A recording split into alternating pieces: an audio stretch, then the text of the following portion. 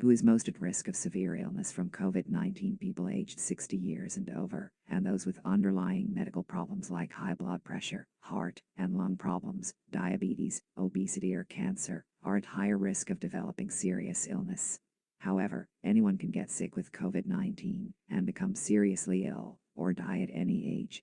Are there long-term effects of COVID-19? Some people who had COVID-19, whether they have needed hospitalization or not, continue to experience symptoms, including fatigue, respiratory, and neurological symptoms. WHO is working with our global technical network for clinical management of COVID-19, researchers and patient groups around the world, to design and carry out studies of patients beyond the initial acute course of illness, to understand the proportion of patients who have long-term effects, how long they persist, and why they occur.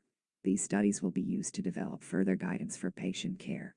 Are antibiotics effective in preventing or treating COVID-19? Antibiotics do not work against viruses, they only work on bacterial infections. COVID-19 is caused by a virus, so antibiotics do not work.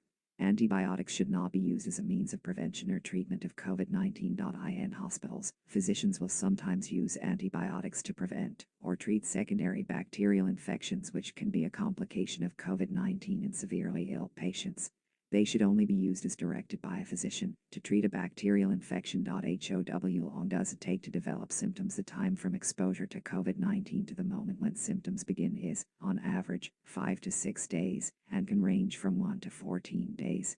This is why people who have been exposed to the virus are advised to remain at home and stay away from others for 14 days in order to prevent the spread of the virus, especially where testing is not easily available. What is the difference between isolation and quarantine? Both isolation and quarantine are methods of preventing the spread of COVID-19. Quarantine is used for anyone who is a contact of someone infected with the SARS-CoV-2 virus, which causes COVID-19, whether the infected person has symptoms or not. Quarantine means that you remain separated from others because you have been exposed to the virus and you may be infected, and can take place in a designated facility or at home. For COVID-19, this means staying in the facility or at home for 14 days. Isolation is used for people with COVID-19 symptoms or who have tested positive for the virus. Being in isolation means being separated from other people, ideally in a medical facility where you can receive clinical care.